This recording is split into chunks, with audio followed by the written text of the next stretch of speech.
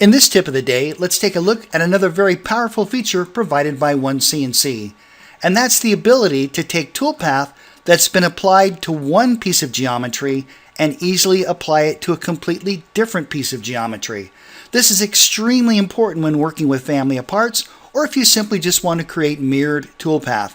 Let me demonstrate. In this example, you can see we have a part. We've profiled the outside, we profiled the step, we've performed a pocket operation here, and we've also drilled this hole. Now, what if we have a brand new iteration of this part? All we need to do is load that geometry, just like that, and the key here is that we don't have to reprogram the entire part.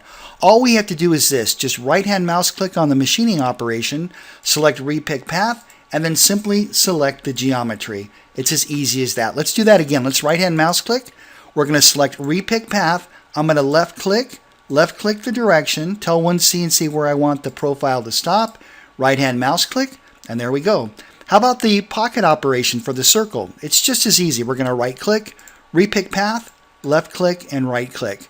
Now for the hole operation, if you remember, that first part only had one hole, but now we have two holes. All we need to do is left-click, and when we're done, right-hand mouse click and finish. It's as easy as that. All right, that's it for this tip of the day. Thank you so much for watching, and I look forward to seeing you in the next video.